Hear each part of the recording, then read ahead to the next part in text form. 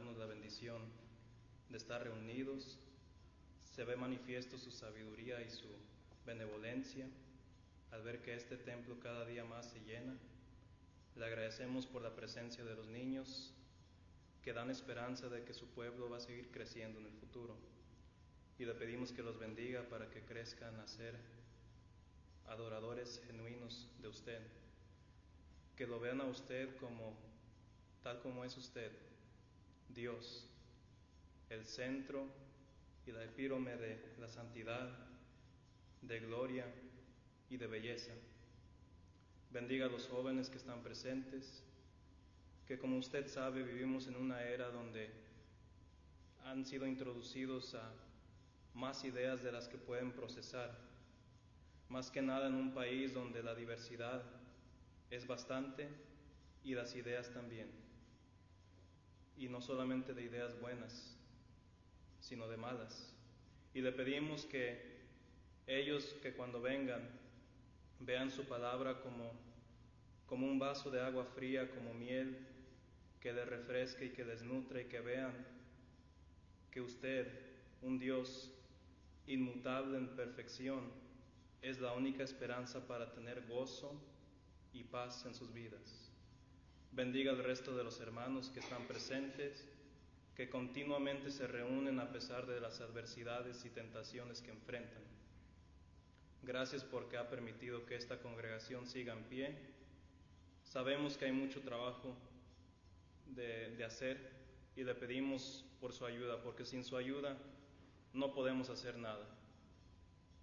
Somos simples siervos suyos, que por nosotros mismos nuestros esfuerzos son futiles, pero con su ayuda, Padre, con su Santo Espíritu, sabemos que usted guía a la iglesia para la perfección y para la purificación, para aquel día glorioso cuando su Hijo unigénito regrese por su pueblo. Guíenos en este estudio sobre la justificación, que sea claro, que sea bíblico, y que el protagonista de esta exposición sea su palabra. Yo simplemente soy un micrófono que humildemente y con mucha emoción intentará presentar esta doctrina bella, profetizada en Isaías y realizada en su Mesías. Le pedimos todo esto en el nombre de Cristo Jesús. Amén. Una vez más, Dios los bendiga. Isaías 53, versículo 10. Ese fue el último versículo que estudiamos. Creo que ya lo he dicho, que yo desde hace mucho tiempo yo quise estudiar Isaías 53, pero lo que no les dije fue de que una de las razones del por qué lo quería estudiar tanto era porque una vez miré una entrevista de alguien quien es francamente un experto en las Escrituras, y lo entrevistó un judío y le habló sobre el por qué es cristiano y por qué acepta las Escrituras del Nuevo Testamento, por qué acepta a este tal Yeshua como el Mesías, a este tal Jesús. Para los judíos, en la mayoría, no, sabemos todos que no lo aceptan, y sabemos todas las consecuencias del por qué no lo aceptan, como se ve hoy en día. De todos los versículos que pudo haber hecho referencia, esta persona habló de Isaías 53. Y yo en ese entonces, como todo cristiano, conocíamos esta porción de las Escrituras, y el tema casi que sale en el epígrafe es el sufrimiento del Mesías o algo parecido.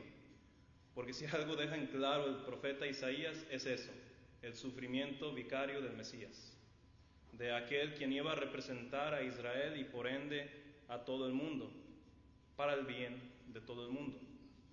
Hizo a un lado su propio bien, su propia seguridad física, para ser afligido para el bien de muchos, con la bendición del perdón de los pecados.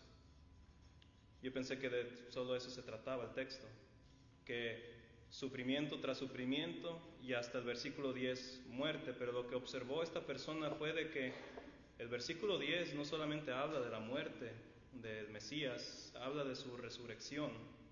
Vuelvo a leer, dice: con todo eso Jehová quiso quebrantarlo, sujetándole a padecimiento, cuando haya puesto su vida en expiación por el pecado, verá linaje, vivirá por largos días, y la voluntad de Jehová será en su mano prosperada. Sumamente obvio, como ya lo hemos notado, que aquí habla de alguien quien claramente murió y que también habla de alguien quien claramente resucitó. Porque ¿cómo puedes vivir largos días después de dar tu vida en expiación por los pecados? ¿Cómo puedes ver linaje físicamente si estás muerto? Implica aquí resurrección, de que el Mesías, nos dice Isaías, iba a morir físicamente y que el Mesías, nos dice el profeta, iba a resucitar físicamente, corporalmente, literalmente, como lo quieran expresar. Entonces es un asombro en realidad cuando ve las cosas sutiles del Antiguo Testamento, porque fíjense que con las profecías mesiánicas del Antiguo Pacto siempre está como en secretito, como si fuera un regalo de cumpleaños, donde ves las dimensiones del regalo que te van a dar, lo sospechas y tienes una idea de lo que es, pero al final no sabes realmente lo que es. Y si tienen a alguien como mi hermana, quien te pone caja y caja y caja y caja y vas abriendo y abriendo y abriendo, más o menos es así las profecías del Antiguo Testamento. Y por eso vemos tanta reacción confusa con los discípulos de Jesús y con otras personas quienes no eran judíos, con las palabras de Jesús. Decían, es que leíamos esto y luego nos estás diciendo esto. Y al final, cuando llegó todo a su fruición, se ve claramente todo.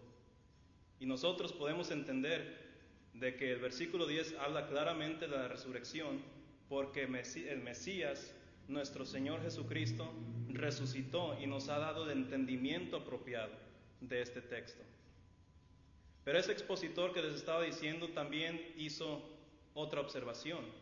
Dice, o más bien dijo, el versículo 11 también hay otra pista de algo que Pablo le gustó hablar mucho. Lo menciona alrededor de unas 27 veces en una famosa carta hacia unos romanos. Esta palabra se llama justificación, y para aquel quien hace una lectura devocional de Isaías 53 no se da cuenta. Pero cuando tenemos una vez más el Nuevo Testamento, vaya que nos damos cuenta y vamos que nuestra fe crece. Versículo 11, lo tengo en la pantalla, dice: verá el fruto, hablando sobre el Mesías de Jesús, que claramente habla de Jesús. ¿Quién más va a hablar? Dice, verá el fruto de la aflicción de su alma. Cristo con un cuerpo y Cristo con un alma, como nosotros, hecho semejante a nosotros. Dice, y quedará satisfecho. Por su conocimiento justificará mi siervo justo a muchos y llevará las iniquidades de ellos. El día de hoy vamos a hablar de una doctrina preciosa, de no solo del Nuevo Testamento, porque ahora tenemos aquí una del Antiguo Testamento. Esta doctrina preciosa es la de la justificación. Una hermosa palabra que da una hermosa enseñanza y que ha dado mucha confusión en la historia. Verán, la iglesia primitiva tuvo un entendimiento como nosotros de las Sagradas Escrituras. Ellos, no solamente en el libro de Hechos, segundo, tercer, cuarto y quinto siglo, por lo menos, los cristianos entendían que Dios proveyó un plan de salvación, de que el Padre envió al Hijo a morir por nosotros y que resucitó por nosotros. Y que al pasar todo eso, Dios nos envió su Santo Espíritu para depositar esa confianza en nosotros, esa guía para vivir una vida de progresiva santificación. Los cristianos primitivos entendían esto, aunque sí hubo sus retos. Pero también entendían que para ser receptores de ese precioso plan de salvación, uno necesitaba oír la palabra de Dios, creer en la palabra de Dios, arrepentirse de sus pecados, confesar a Cristo Jesús delante de los hombres, aunque te costara tu vida, porque vaya, hermanos, a muchos les costó la vida en los primeros 5 siglos del cristianismo, y sabían perfectamente que el bautismo se tenía que realizar, de que el bautismo no es una obra tuya, es obra de Dios. Así te lo presentan las Escrituras. Es tu obediencia, es tu respuesta al entendimiento que tienes de la salvación. Y ellos entendían que al hacer tal, que Dios te justificaba. Pero luego, pasando esta era patriarcal, como se le dice, de la iglesia, empezó a haber otros retos de qué significaba la justificación. Y al crecer la Iglesia Católica, hubo ciertos conceptos como infusión, de que la justicia de Cristo se hace una infusión en tu alma y que puedes perder esa justificación si cometes un pecado capital, que por cierto, según esa tradición hay 7. Y que la única manera para recuperar dicha justificación es a través de los sacramentos y no de la ciudad, de otros sacramentos. Llegó personas como Martín Lutero, como Juan Calvino, y dijeron: la justificación así depende de ti mismo, es totalmente en Dios, solo ocupas fe. Es una acción que si Dios te la da, nadie te la puede quitar. Y aunque suena mejor eso, llegó a tener sus problemas, porque hizo a un lado muchas porciones de las Escrituras que advierten sobre el peligro de ser apóstata, de continuar en pecado y de retirarte de Cristo Jesús, que por ende es un ambiente de peligro y perdición. Entonces, hermanos, yo por eso creo que es necesario hacer una revisión crítica de la justificación según las Escrituras, tomando como base este versículo y yéndonos, como lo hemos hecho en los otros sermones, paso por paso a lo que la Biblia nos enseña sobre la justificación. Y a mi entendimiento, a lo que las Escrituras nos enseñan, una definición apropiada de la justificación sería lo siguiente. La justificación, y está hecho en 3 puntos, la justificación sucede cuando el pecador es absuelto del crimen del pecado. 2, y que es forensicamente declarado justo ante los ojos de Dios. Esta es problemática, la segunda, en la Iglesia de Cristo, pero permítanme la explicación. Y 3, la justificación sucede en virtud de la obra de Cristo en cuanto a su vida, muerte y resurrección. Quizás sea lo mejor de este sermón, de atributar la salvación totalmente a Cristo, de que yo no puedo ser justificado, depende de tu entendimiento de esa doctrina, si no es por Cristo. Y a veces cuando hay debates de esto, hacemos a un lado esa parte central de la justificación. Yo no tengo salvación si no es por Cristo. Y eso es lo primero que tenemos que enfatizar. Pero obviamente yo sé que los otros factores son necesarios de aclarar. Entonces, la justificación, según las Escrituras, sucede cuando uno está absuelto del crimen del pecado, cuando es forensicamente declarado por Dios este pecador como justo, y que todo es en virtud de la vida, obra, muerte y resurrección de Cristo. Veamos lo primero. La justificación sucede cuando el pecador es absuelto del crimen del pecado. Será en forma de estudio, pero es un sermón, y aunque no grite, es una exhortación, porque exhortación significa ánimo, y estoy animando a los hermanos a estudiar conmigo. 1 Juan 3:4 dice, 1 Juan capítulo 3 versículo 4. Creo que no vamos a tener los versículos aquí. Creo que es mejor tener todo aquí para que lo lea y yo pueda leer los textos. Dice 1 Juan 3:4, todo aquel que comete pecado infringe también la ley, pues el pecado es infracción de la ley. Entonces, el pecado, si lo vemos en la perspectiva que nos da continuamente la Biblia, la ley de Dios es pues una ley que se debe de seguir. y tal como en leyes humanas, si uno desobedece una ley, es declarado como un criminal. Una de las cosas básicas de ser alguien quien comete pecado es ser alguien quien infracciona la ley de Dios. Entonces, estamos hablando de algo legal aquí que sucede. Romanos tiene muchísimo lenguaje legal, porque Roma era una ciudad que se ocupaba mucho en leyes, y por lo tanto, Pablo sabía lo que estaba haciendo cuando utilizaba términos como justificación, infracción y todo eso. Entonces, tomando en cuenta esta perspectiva del pecado, el ser absuelto, por lo tanto, significa quedar libre del cargo del pecado, de la consecuencia merecida por el pecado, el cual es sufrimiento y muerte espiritualmente y por supuesto físicamente. Y cuando uno queda absuelto del crimen del pecado, lo que también uno es, el residuo de eso es ser declarado inocente. Este es el primer componente de la justificación, tal como te lo presenta en las Escrituras. Involucra la acción de Dios de remover el pecado en nosotros. Juan capítulo 1, versículo 29. Leamos este versículo, Juan 1, 29. Me hace la vida más sencilla, César, gracias. El siguiente día vino Juan a Jesús que venía a él y dijo: He aquí el Cordero de Dios que quita el pecado del mundo. Juan el Bautista no solamente es profeta, pero está haciendo referencia a casi todo el Antiguo Testamento. La ley sacrificial, que no solamente era parte de la ley de Moisés, sino que venía antes de la ley de Moisés, como vimos con Job, que sacrificaba animales con el propósito de expiar el pecado de sus hijos y de los suyos también. Era una práctica antigua y bíblica.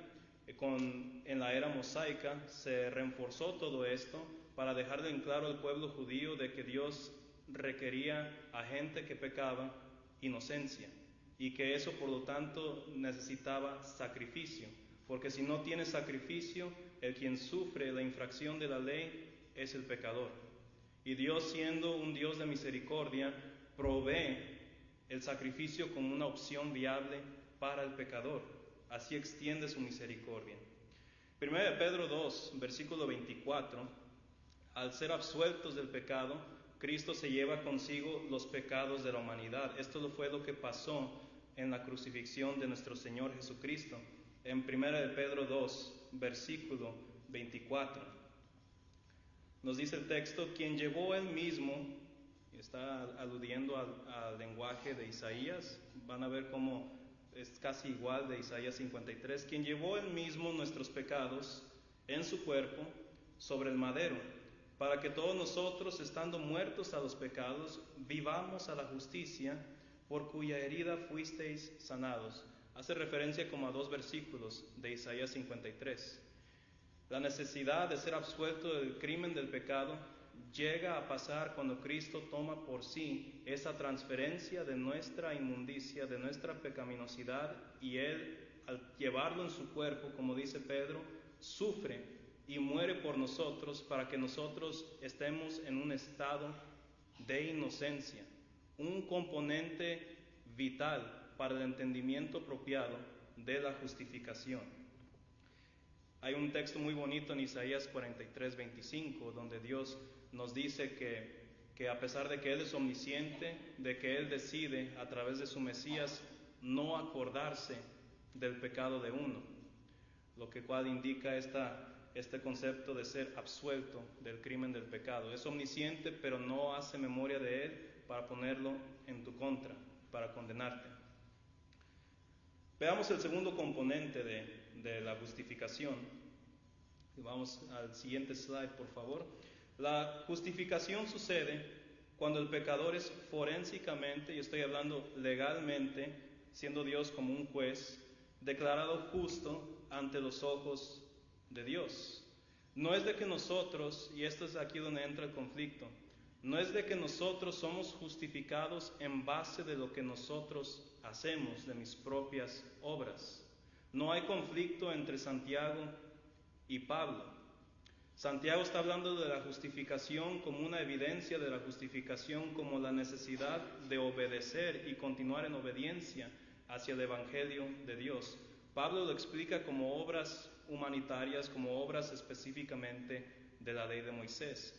Pero la justificación no sucede por nuestros propios esfuerzos, sucede totalmente por las acciones de Dios, cuando Él te declara justo en virtud de lo que Cristo hizo por nosotros. Si eso no significa la justificación, entonces tenemos un problema con Pablo. Romanos 5, versículo 19, leamos ese texto, Romanos 5, 19.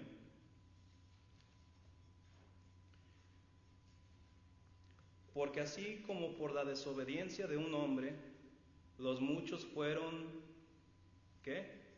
Los muchos fueron constituidos, declarados pecadores, así también por la obediencia de uno, los muchos serán constituidos o declarados justos.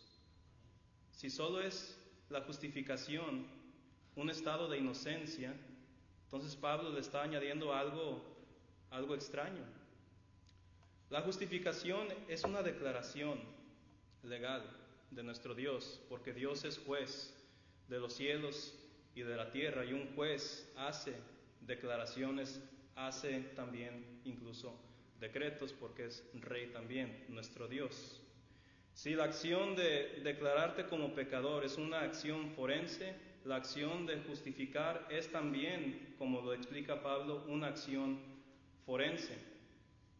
Aquí no estoy hablando de que una vez salvo, siempre salvo, o de que si eres salvo puedes hacer lo que quieras. De eso no estoy hablando, ese es un tema para otro día. Lo que sí quiero dejar en claro es que Dios requiere de nosotros más que estar en un estado de inocencia.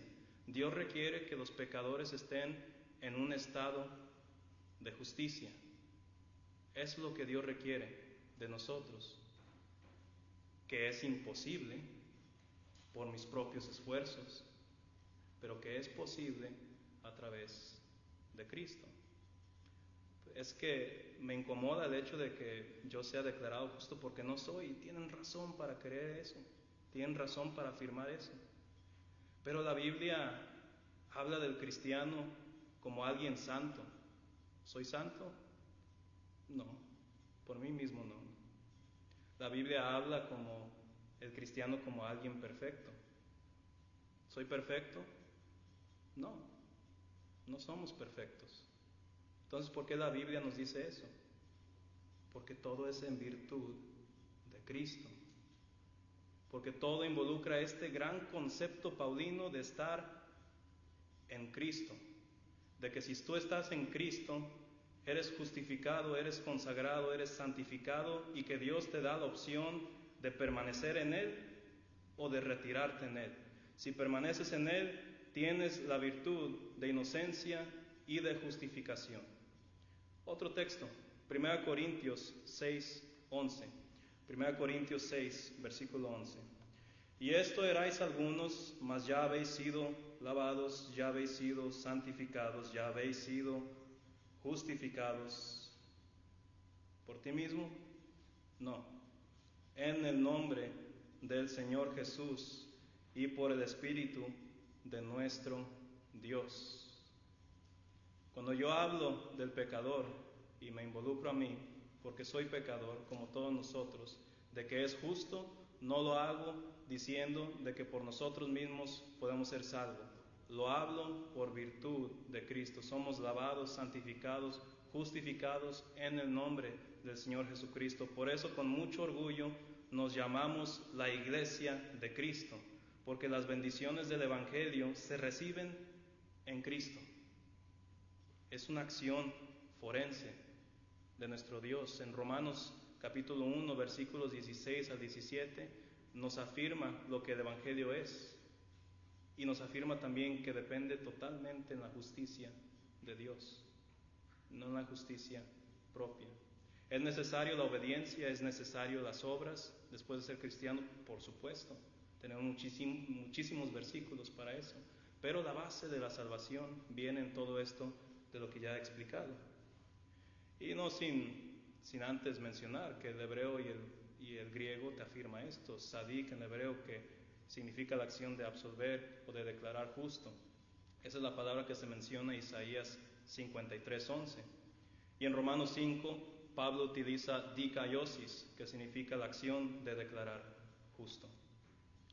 Todo es, siguiente diapositiva por favor, si son tan amables, todo esto es en base de la obra de nuestro Señor Jesucristo. Es posible debido a, y esto es donde se va a hacer resumen de casi todo lo que hemos estado explorando juntos en el texto de Isaías. Todo va a llegar a una resumen adecuada, que considero yo que es adecuada y bíblica.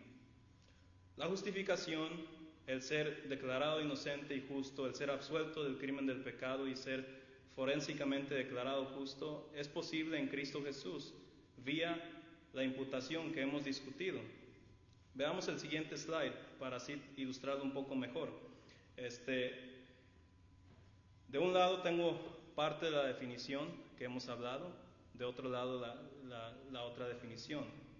El ser absuelto del crimen del pecado, ya vimos los versículos, ahí tengo Romanos 5:8, 1 Corintios 15, 3 al 4, cuando la Biblia habla sobre el que hemos sido, nuestros pecados han sido perdonados, está hablando de esta faceta de la justificación. Cuando habla específicamente de ser declarado justo, habla de esta otra faceta.